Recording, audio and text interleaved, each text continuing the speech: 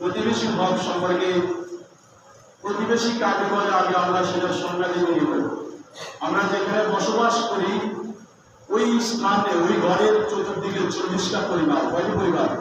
40টা ঘর যারা আছে তারাই হচ্ছে আমাদের প্রতিবেশী। তারাই কি আমাদের প্রতিবেশী। আমরা কোনো কিছু কাটার জন্য, আমরা যেমন গাছ কাটার জন্য, গাছের ঢাল কাটার জন্য আমরা তা ব্যবহার করি, ওটি ব্যবহার করি। এবং আমরা যদি কোনো বড় ধরনের গাছ যদি আমরা নিয়ে কাটতে যাই, সেখানেও বিশাল একটা রাইস মিলের মধ্যে আমরা সেখানে গিয়ে একটা অস্ত্র ব্যবহার করি। এভাবে প্রত্যেকটি জিনিসের জন্য আমরা কি করি, একটা জিনিস ব্যবহার করি। কিন্তু আমরা যদি কখনো যদি মারা যায়, আমাদের খাটগুলা যারা বহন করবে আর আমাদের কবরে যারা মাটি দিবে, ওই তারাই হচ্ছে আমাদের প্রতিবেশী। তারা কি আমাদের প্রতিবেশী।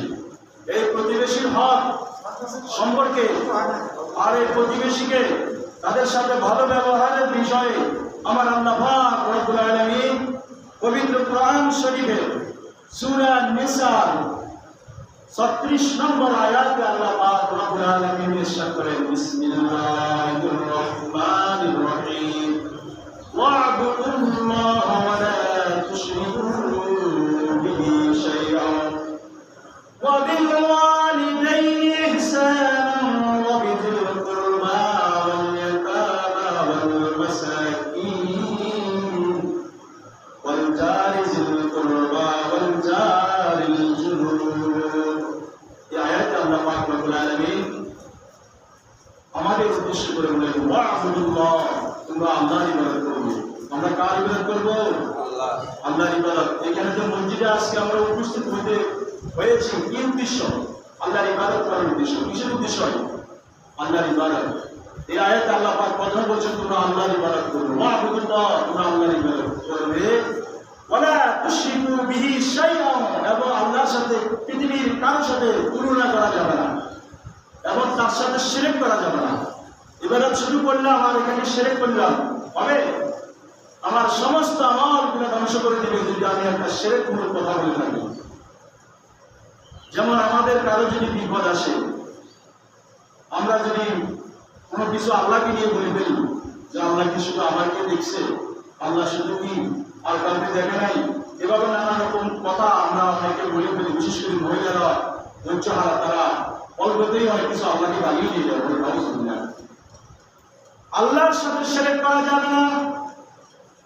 এবার আল্লাহ পাক তার ইবাদত বন্দেগী করার পরে বলেছেন, তার সাথে কারোর সাথে শিরক করা যাবে না, তুলনা করা যাবে না, আল্লাহর সাথে শিরক করা যাবে না। এটা হচ্ছে বড় গুনাহ। নাকি বড় গুনাহ? ওয়াবিল ওয়ালিদাইনি ইহসানা। এবার আল্লাহ পাক বলেছেন আল্লাহর ইবাদতের পরে ওয়াবিল ওয়ালিদাইনি ইহসানা, তোমরা তোমাদের পিতামাতার সাথে ভালো আচরণ করবে। ভালো আচরণ করতে কি বোঝায়? অর্থাৎ পিতা মাতার সাথে এমন ভাবে আমরা কথা বলবো যেন তারা উফ শব্দটা যেন মুখে উচ্চারণ না করে। তাহলে এই আয়াতে আল্লাহ কয়েকটা ব্যক্তির নাম উচ্চারণ করেছেন। আল্লাহ পরে কার কথা বলছেন?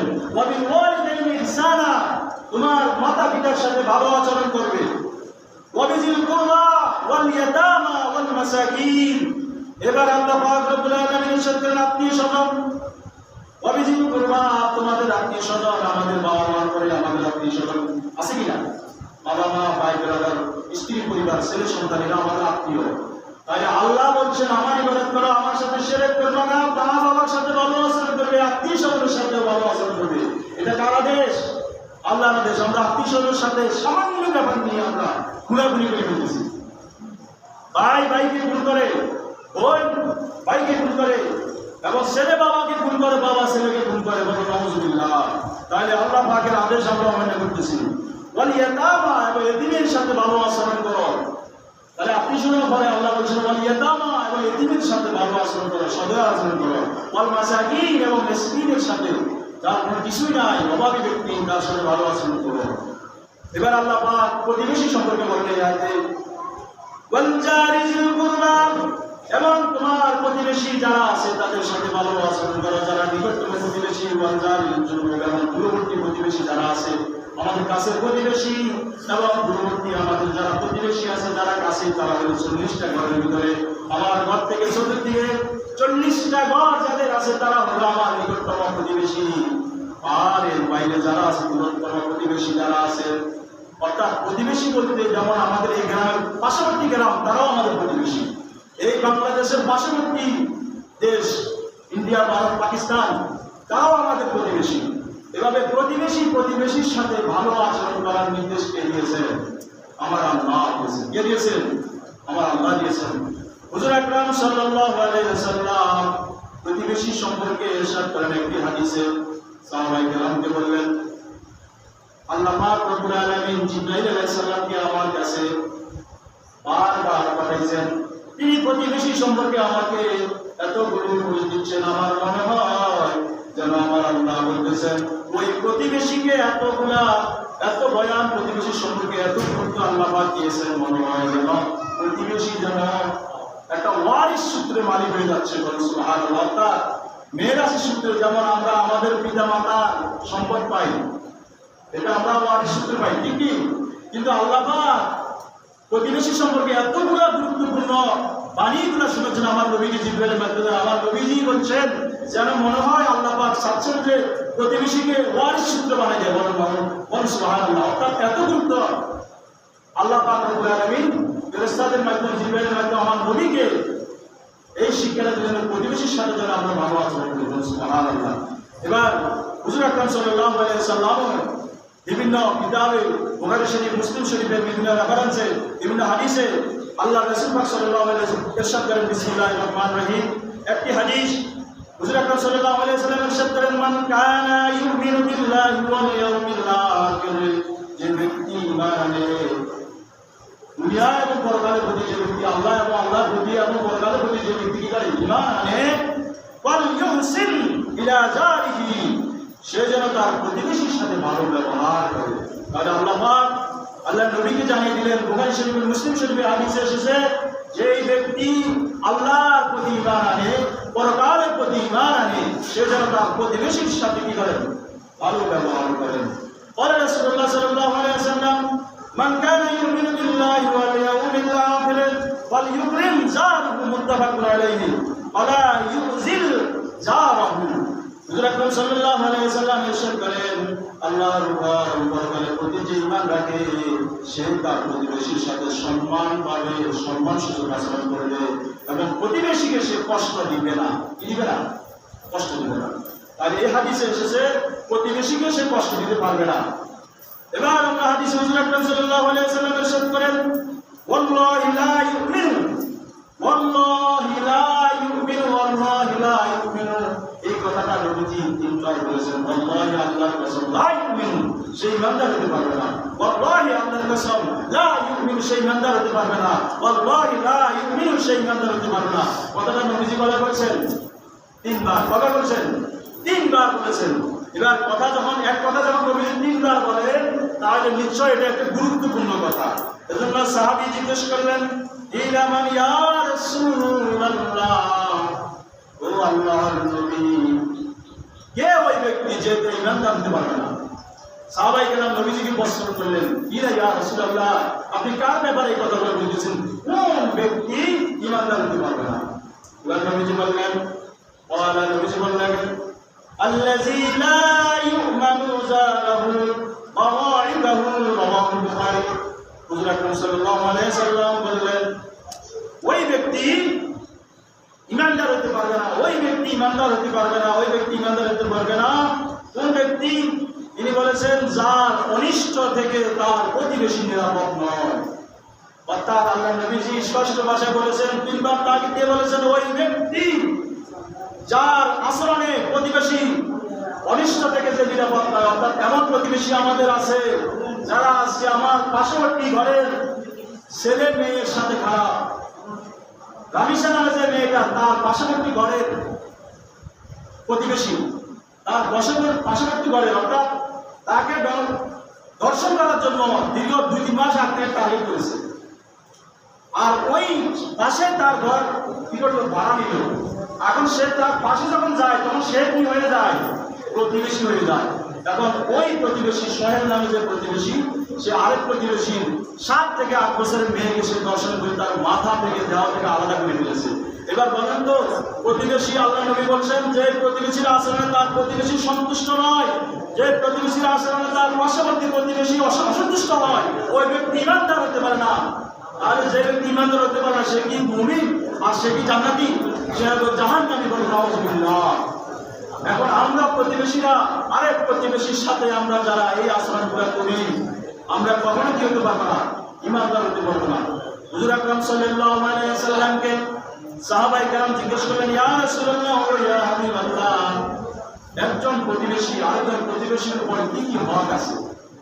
আল্লাহ রাসূল সাল্লাল্লাহু আলাইহি ওয়াসাল্লাম ইরশাদ করেন, তুমি যখন তোমার প্রতিবেশী অভুক্ত থাকবে, তুমি ত্যাগ করে খাবে না, অর্থাৎ তোমার প্রতিবেশী এসে কিনা তার খবর নিতে হবে। আমি ভালো ভালো খাইলাম, বাড়িতে আমি ভালো ভালো আয়োজন করলাম, আর আমার প্রতিবেশীকে আমি ইনভাইট করলাম না। নবীজি বলছেন, তোমরা যখন ভালো কিছু রান্না করবে, মাংস রান্না করবে, তখন একটু ঝোল বাড়াই দিবে, যেন তোমার পার্শ্ববর্তী প্রতিবেশী থেকে কোন তরকারি তুমি একটু ঝোল করবে, যেন তুমি তাকে দিতে পারো। সুবহানাল্লাহ।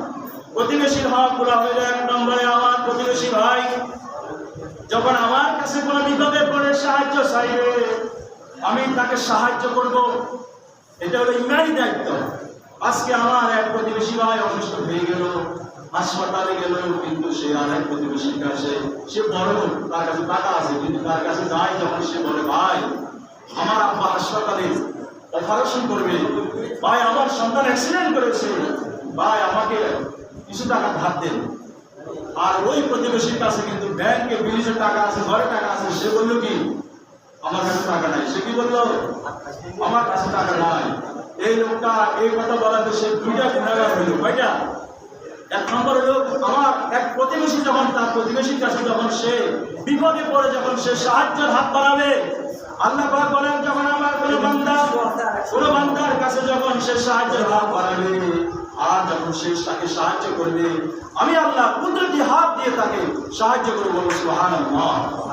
আর সে ব্যক্তি ইমানদার হতে পারল না, যেহেতু তার প্রতিবেশী ভাই তার কাছে বিপদে এসে সাহায্য চাইল, এবং সে লাস্টে মিথ্যাও বললো, অর্থাৎ তার ঘরের টাকা আছে, তার ব্যাংকেও টাকা আছে, কিন্তু বিপদে পড়ে আমার ভাই যখন তার কাছে সাহায্য চাইল, সে সাহায্য দিল না।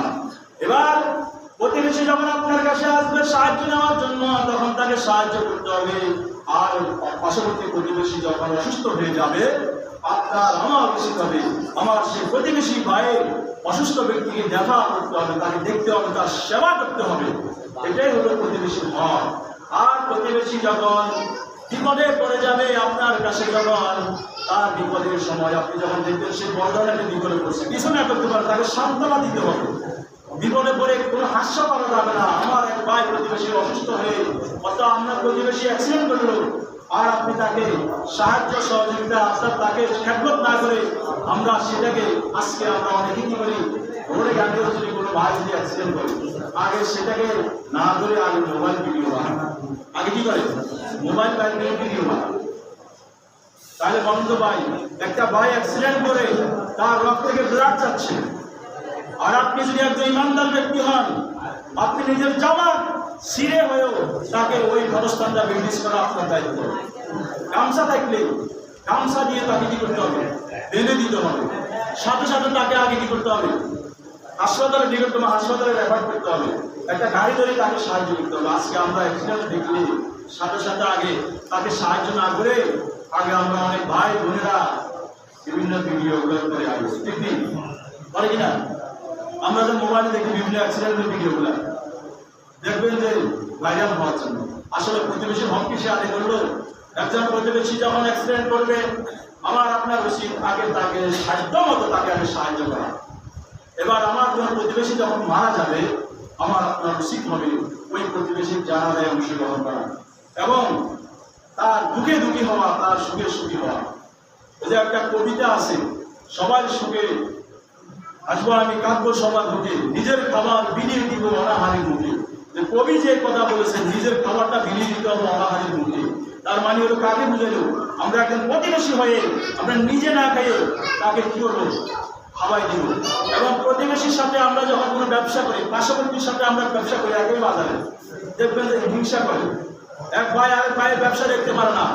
এক ভাই যখন গাড়ি চালায়, আরেক ভাই যখন একটা প্যাসেঞ্জার নেয়, সে তার সাথে ঝগড়া করে যে প্যাসেঞ্জার তার গাড়িতে উঠলো কেন, সিরিয়ালে কেন সে আগে আসলো না।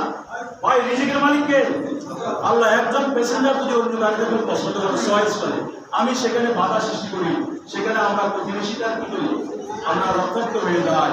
এভাবে আমরা একজন মুসলমান আরেকজন মুসলমান আমরা যদি বিপদে যদি সাহায্য না করি, আর ওই প্রতিবেশী হলো আমাদের কাছবর্তী যারা আছেন তারা হচ্ছে আমার নিকটতম, আর তাদের সুখে দুঃখে তাদেরকে সাহায্য সহযোগিতা করা, এটা আমার রাসূলের সুন্নাত। সুবহানাল্লাহ। এক সাহাবী তিনি ব্যবসা করেন, বাজারে ব্যবসা করেন, তার অনেক ভালো ব্যবসা কিনা, আর পাশাপাশি দোকানদার হলো এক ইহুদি। সে বিকালবেলায় যখন সে দোকান বন্ধ করবে, তার কাছে একজন মুসলমান আসলো ক্রয় করার জন্য। সে বলল, ভাই আমার কাছে যে জিনিস আপনি ক্রয় করবেন, আমার পার্শ্ববর্তী যে দোকানদার আছে তার কাছে সবগুলা একই মাল, সবগুলা একই কোম্পানির একই জিনিস আপনি ওখানে পাবেন। এখন সে নিজে বিক্রি না করে তার পার্শ্ববর্তী ভাই তার দোকানে তাকে পাঠাই দিল। সাহাবীর এর কারণটা কি? তখন সে ওখান থেকে ক্রয় করার পরে অবসর সময় তাকে জিজ্ঞেস করলো, ভাই আমি একজন মুসলমান, আপনি একজন মুসলমান, আমি আপনার দোকানে আসলাম এই জিনিসগুলো কেনার জন্য। আজকে যদি আপনি আমার কাছে এটা বিক্রি করতেন, আপনি এখান থেকে 400-500 টাকা লাভ করতে পারতেন, কিন্তু আপনি কেন ওই পার্শ্ববর্তী ওই ইহুদির দোকানে, ওই হিন্দুর দোকানে আমাকে কেন পাঠাইলেন?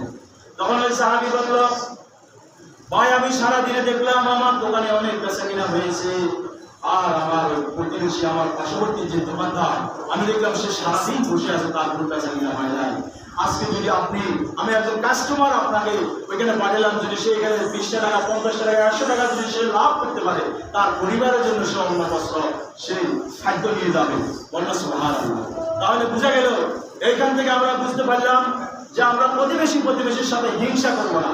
আজকে আমরা এক প্রতিবেশী যদি ভালো অবস্থান দেখি, আমরা কিভাবে তাকে ক্ষতিগ্রস্ত করতে পারি সেই চিন্তা আমরা মুক্ত হয়ে থাকি। আমরা অন্যর ভালো দেখি না। দুনিয়ার বুকে আমরা হিংসা করবো দুইটা বিষয় নিয়ে। একটা হলো ওই ব্যক্তির সাথে হিংসা করা যায় যে ব্যক্তি 5 ওয়াক্ত নামাজ পড়বে, যে ব্যক্তি আল্লাহর রাস্তায় বেশি বেশি দান সদকা করবে, যে ব্যক্তি বেশি বেশি আল্লাহর জিকির করবে, আমরা সেটাকে হিংসা করতে পারি। কিন্তু তাহলে কি হবে? আমি তার সাথে যদি বেশি করতে যাই, তাহলে আমি পরকালে তার সাথে ভালো অনন্তকাল আমি জান্নাতে ঢুকতে পারবো, এমনকি আমি ভালো নাচ যেমন আল্লাহর দরবারে আমি ভোগ করতে পারবো। সুবহানাল্লাহ। আর যদি আমি দুনিয়ার কোনো সম্পদের লোভ করি, দুনিয়ার সম্পদের লোভ, আমার অমুক বাইরের একতলা বিল্ডিং হয়েছে, আমার কেন একতলা হয় নাই, আমি জোর করে হলেও এটা আদায় করে নিব, তাহলে আমি দুনিয়ার রং তামাশায় দুনিয়ার সম্পদ যখন আমি ময়ে করে যাব, এই দুনিয়ার সম্পদের ময়ে একদিন থেকে যাবে, কিন্তু আমি দুনিয়া থেকে একদিন চলে যাব। আর আমার হিংসা নিয়ে আমি কি দুনিয়ায় ত্যাগ করবো? অর্থাৎ আমি আর ভালো কাজের মন আমার যাবে না, যেহেতু আমি পার্শ্ববর্তী ভাইয়ের ভালো দিকে তাকাই আমি কি করলাম? হিংসা করলাম। এভাবে আমরা প্রতিবেশীর সাথে যদি আমরা ভালো আচরণ করি, তাহলে আমরা ওই প্রতিবেশী যদি আমি যখন খাটের উপরে যখন আমাকে রাখা হবে, দুইটি প্রমাণ। এক নম্বর হলো হুজুর পাক সাল্লাল্লাহু আলাইহি ওয়াসাল্লাম বলেছেন, কোনো মানুষ কোনো মাইয়াতকে যখন খাটে রাখা হয়, আর যখন মুসল্লিরা যারা জানাজা নামাজ পড়তে আসে, ওই মুসল্লিদের ভিতরে ওই প্রতিবেশী, নিকটতম প্রতিবেশী যারা, তারা যদি সাক্ষ্য দেয় যে এই লোকটি অনেক ভালো ছিল, কি ছিল, ফেরেশতারা এই সাক্ষ্য গ্রহণ করে আল্লাহর দরবারে পেশ করেন যে আল্লাহ এই প্রতিবেশী। কারণ আমরা দূরের প্রতিবেশীর সাথে আমরা হঠাৎ করে দেখা হলে সেখানে ভালো আচরণ করি, তাকে বুঝাতে পারবো যে আমি ভালো, কিন্তু আসলে আমি কি নাই, ভালো নাই, কিন্তু তাকে সময়কে জন্য বুঝাতে পারবো। কিন্তু আমি ভালো না খারাপ সেটার জন্য আমার প্রতিবেশীর সাক্ষ্য দরকার আছে কিনা। প্রতিবেশী যখন মারা যাওয়ার পরে যখন প্রতিবেশীরা যখন তার জন্য কান্না করবে, আর যখন তার জন্য সাক্ষ্য দেবে যে আল্লাহ এই লোকটি অনেক ভালো ছিল, সে দিন জনতি ছিল, সে অতিথি পরায়ণ ছিল, সে সমাজসেবক ছিল, সে মানুষের বিপদে আপদে এগিয়েছিল, এবং সে আল্লাহর ঘর মসজিদ মাদ্রাসার জন্য, গরিব মিসকিন এতিমের জন্য সেই সাহায্যের হাত বাড়াইত, তাহলে আজকে আমরা তার জন্য দোয়া করি। মানুষ অন্তর থেকে যখন তার জন্য দোয়া করি, আল্লাহর কাছে যখন সে আল্লাহ সে অনেক ভালো ছিল, আপনি তাকে জান্নাতবাসী করুন। এভাবে কমেন্ট যখন সে করে, মানুষ যখন প্রতিবেশী যখন করে, তখন আল্লাহ পাক তাকে জান্নাতে মেহমান হিসেবে কবুল করেন। সুবহানাল্লাহ। তাহলে আমরা যদি ভালো মানুষ হতে হয়, তাহলে আমরা প্রতিবেশীর কাছে ভালো হতে হবে। আমরা কখনোই আমাদের পাড়া প্রতিবেশীর সাথে ঝগড়া কিংবা সামান্য বিষয় নিয়ে আমরা মাথা কাটাকাটি আমরা করবো না। আর যদি আমার এক ভাই যদি আমাকে যদি একটা বকা দেয়, আর আমি যদি অন্তর থেকে যদি তাকে পরবর্তী সালাম প্রদান করি, তখন তার অন্তর থেকে সে ঘৃণা দূর হয়ে যাবে। এটাই হলো রাসূলের সুন্নাত। আর আপনি যদি তাকে একটা ব্যবহার খারাপ করছে আর আপনি যদি 10টা ব্যবহার করেন খারাপ, তাহলে আপনার আমল বরবাদ হয়ে যাবে এবং আপনি হবেন জাহান্নামী। এখন আমরা আসি, ইনশাআল্লাহ আমরা প্রতিবেশীর সাথে যতদিন বেঁচে থাকবো আমরা যেন সমতা মিলে আমরা যেন সাধারণ মানুষের সাথে ভালো আচরণ করে আমাদের জিন্দিগি যেন আমরা অতিবাহিত করতে পারি। যারা ইন্তেকালের পরে যারা মানুষ প্রতিবেশী যেন আমাদের জন্য সাক্ষ্য দান করেন। আর আল্লাহ পাক যেন আমাদের আল্লাহর হুকুম মতো কোরআন হাদিসের আলোকে যেন আমরা জীবন গঠন করতে পারি, সে তৌফিক দান করে সকল বলে আমিন।